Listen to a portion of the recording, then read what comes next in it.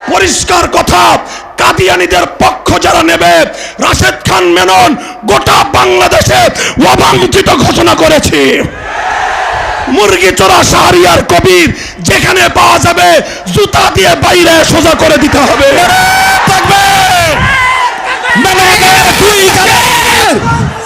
জুতা মারো তালে তালে, শাহরিয়ার কবিরের দুই গালে জুতা মারো তালে তালে, জুতা মারো তালে তালে।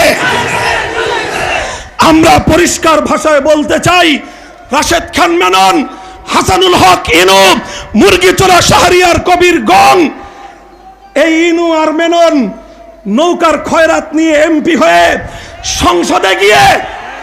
সংসদে গিয়ে খতমে নবুয়তের বিরুদ্ধে কথা বলবে আর কাদিয়ানীদের দালালি করবে।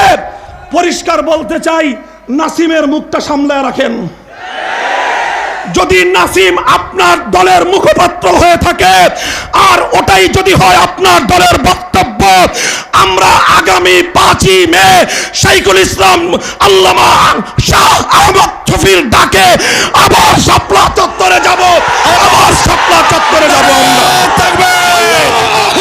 নারে তাকবীর, ইসলামের শত্রুরা হুঁশিয়ার সাবধান, হুঁশিয়ার সাবধান।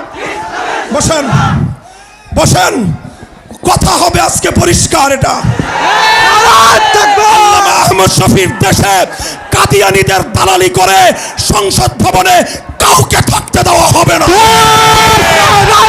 যদি আরেকটা যুদ্ধের প্রয়োজন হয়, আবার শাপলা চত্বরে যেতে কারা কারা প্রস্তুত? সপ্তাহের মধ্যে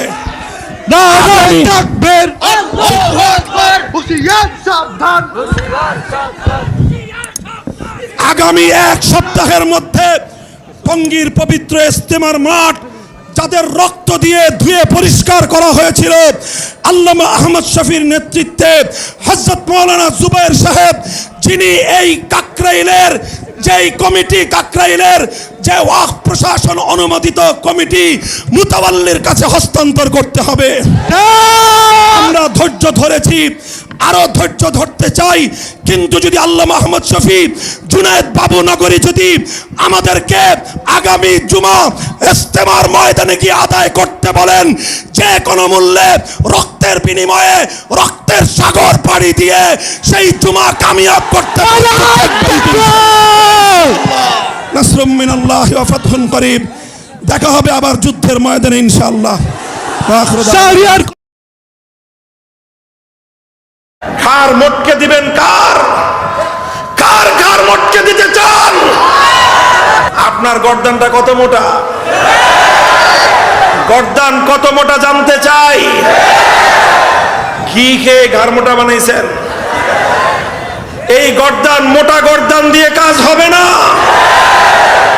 যদি ভাষা, নম্র ভাষা ব্যবহার করতে না জানেন, সভ্যতা ভদ্রতার শিক্ষার যদি অভাব থাকে, আপনার মন্ত্রিত্বের ঘাড় এদেশের মানুষ মুটকে ছাড়বে ইনশাআল্লাহ।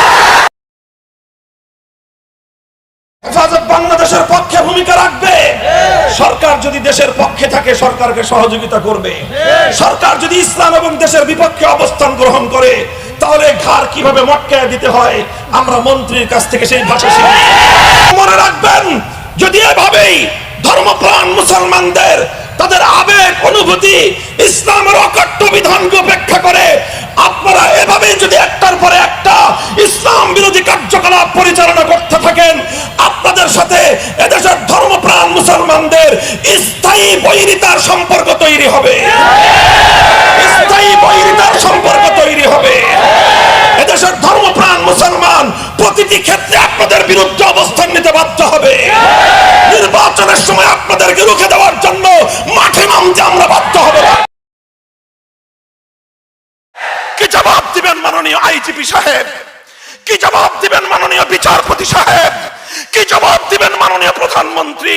কি জবাব আছে আপনাকে ওই গার্মেন্টসের কর্মীকে লাশ বানিয়ে মায়ের কোলে ফেরত পাঠানোর কোন অধিকার রয়েছে?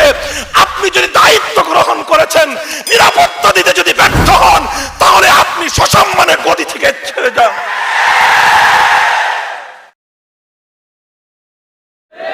সরকারকে বলবো, সরকারের নীতি নির্ধারণী মহলকে বলবো, আপনারা প্রশাসনের মধ্যে ঘাপটি মেরে বসে থাকা দেশ বিরোধী সরকার এবং রাষ্ট্র বিরোধী সেই কুচক্রী মহলকে চিহ্নিত করে ব্যবস্থা গ্রহণ করুন, অন্যথায় পরিস্থিতি সামাল দিতে পারবেন না। আমার মাহফিলগুলোকে বন্ধ করে দিচ্ছেন, 144 ধারা জারি করে আমার বাক স্বাধীনতা, সংবিধান সম্মত অধিকার হরণ করছেন। বলতে চাই, এভাবে টুটি চেপে কোন হকের আওয়াজকে হত্যা করতে পারবেন না।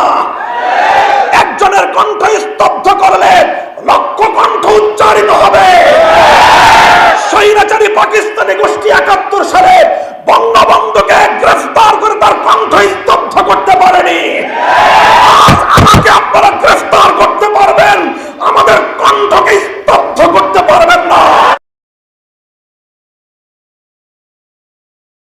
শাইখুল হাদিস চলে গেছেন, কাদিয়ানীদের অমুসলিম ঘোষণা থেকে যেতে পারেন নাই। মুফতি আমিনী চলে গেছেন, কাদিয়ানীদের ব্যাপারে রাষ্ট্রকে সিদ্ধান্ত নিতে দেখেন নাই। আমরা চাই আমাদের আল্লামা আহমদ শফী জমিনে থাকা অবস্থায় কাদিয়ানীদের অমুসলিম ঘোষণা করতে হবে। যদি সেজন্য প্রয়োজন হয় সাগর পরিমাণ রক্ত দিতে আমরা প্রস্তুত, জীবন দিতে প্রস্তুত। লাখো তাওহীদি জনতা প্রয়োজনে আবার শাপলা চত্বরে যাবে, আবার শাপলা চত্বরে যাবে। স্বাধীনতার অতঙ্গ প্রহরীরা আবার তৈরি হও, আবার তৈরি হও। কাদিয়ানীদের অমুসলিম ঘোষণার দাবি আদায়ের জন্য, খতমে নবুয়তের সিংহাসনকে রক্ষা করবার জন্য, শাহাদাতের রক্ত দেওয়ার জন্য জিহাদের বায়াত দিতে কারা প্রস্তুত?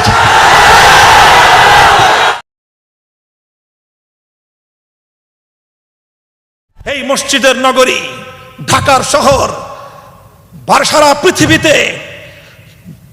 পৃথিবীতে আমাদের এই শহরের হাজার বছরের ঐতিহ্য এবং পরিচয় হলো এটি মসজিদের শহর। আমরা বারবার দেখতে পাচ্ছি এদেশের মসজিদের শহরের এই গৌরবময় পরিচয়কে মুছে দিয়ে এটাকে মূর্তির শহরে পরিণত করবার অপপ্রয়াস চালানো হচ্ছে। মজলুম বঙ্গবন্ধু শেখ মুজিবুর রহমান, আল্লাহ পাক তাকে জান্নাত নসিব করুন, তিনি একজন মুসলিম হিসেবে বিদায় নিয়েছেন। তার মৃত্যুর পরে তার প্রতিকৃতি তৈরি করে, তার মূর্তি তৈরি করে রাস্তার মনে মনে স্থাপন, এটা বঙ্গবন্ধুর আত্মার সঙ্গে গাদ্দারির সামিল। যদি কেউ বঙ্গবন্ধুর সুসন্তান হয়ে থাকে, তার মৃত্যুর পরে তার সঙ্গে এই ধরনের বিশ্বাসঘাতকতা করে তার রূহ এবং তার আত্মাকে কষ্ট দেওয়ার দুঃসাহস কেউ করবে না। শাইখুল হাদিস রহমতুল্লাহ আলাইহি সেদিনও বলেছিলেন, যারা মারা গিয়েছেন তাদের নামে মূর্তি তৈরি করে আপনারা ইতিহাসে নিজেদেরকে কুসন্তান হিসেবে আপনাদেরকে পরিচিত করবেন না। এটা থাকবে আমাদের অনুরোধ, এটা থাকবে আমাদের নসিহত, এটা থাকবে আমাদের করজোড় আবেদন।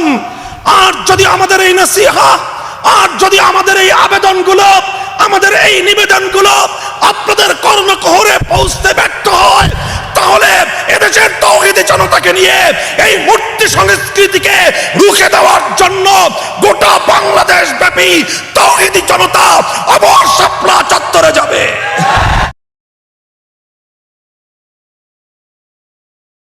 আজকে গোটা ভারত জুড়ে এক কসাই, গুজরাটের কসাই বলে যাকে দুনিয়ার মানুষ চিনে, যার হাতে হাজার হাজার নিরীহ মানুষের রক্তের দাগ লেগে আছে, বর্তমান পৃথিবীতে সবচেয়ে বড় জঙ্গিবাদী, সবচেয়ে বড় সন্ত্রাসবাদী, সবচেয়ে বড় সাম্প্রদায়িক নরখাদকের নাম হলো নরেন্দ্র মোদী। বাংলাদেশের স্বাধীনতার স্থপতি বঙ্গবন্ধু শেখ মুজিবুর রহমান মরহুম, তার জন্ম শতবার্ষিকী মুজিব বর্ষ উদযাপন হবে। এটা একটা দেশ হিসেবে, জাতি হিসেবে, এবং যারা বঙ্গবন্ধুকে শ্রদ্ধা করে যে কোনো জায়গা থেকেই হোক, রাজনৈতিক দৃষ্টিকোণ থেকে হোক, একটা জাতির একজন কৃতি সন্তান হিসেবেই হোক, তাদের সকলের জন্যই এটা একটা গুরুত্বপূর্ণ অর্থবহ ঘটনা যে একজন জাতীয় নেতার জন্মশতবার্ষিকী উদযাপিত হবে।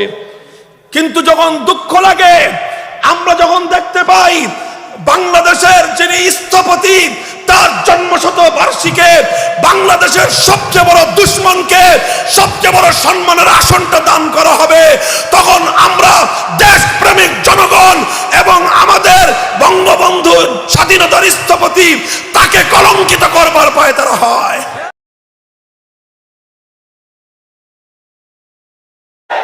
আপনি যেভাবে নির্বাচিত হয়েছেন আমাদের আর কোনো আপত্তি থাকবে না।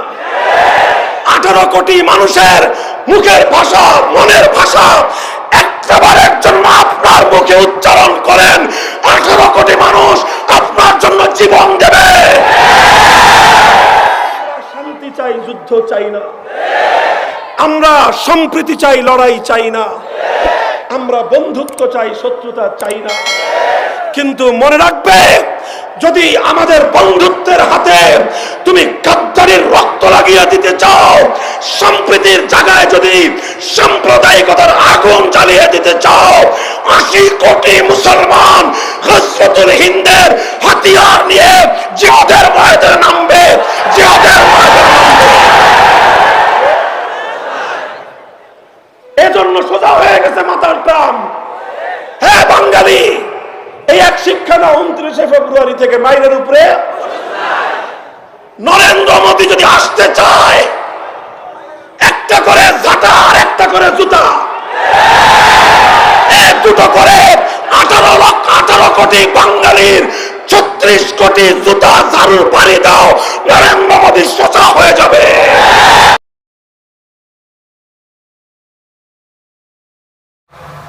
হযরত ওমর এসে রাসূল সাল্লাল্লাহু আলাইহি ওয়াসাল্লামকে একটা কথা বলেছিলেন, ইয়া রাসূলুল্লাহ আলাসনা আলাল হাক্কি ওয়া হুম আলাল বাতিল।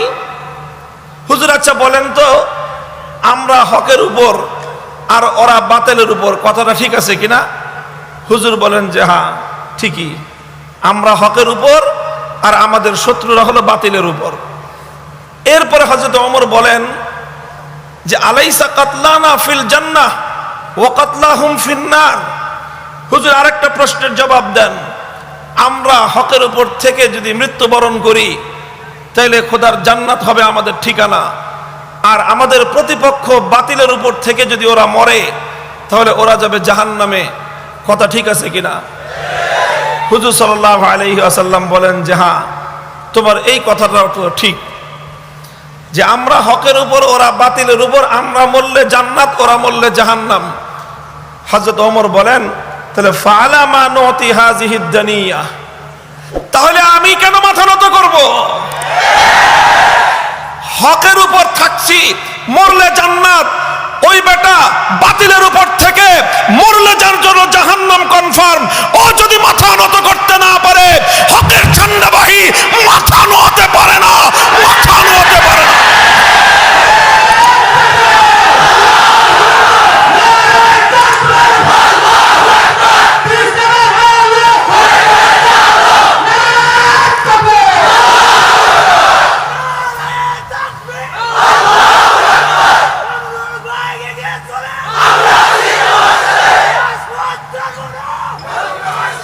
এটা হলো জীবনের দর্শন, এটা হলো জীবনের হিসাব কিতাব। তুমি যদি বাতিলের পক্ষে থেকে তোমার সুর নরম করতে না পারো, তুমি যদি বাতিলের উপর থেকে তোমার কথা প্রত্যাহার করতে ব্যর্থ হও, তোমার কথা প্রত্যাহার যদি তুমি করতে না পারো, আমি হকের কথা, তাওহীদের কথা, কোরআনের কথা আমি কেন প্রত্যাহার করব? জীবন যাবে, রক্ত দেব, হকের পথ থেকে আমরা বিচ্যুত হতে পারি না। জাযাকাল্লাহ জাযাকাল্লাহ জাযাকাল্লাহ।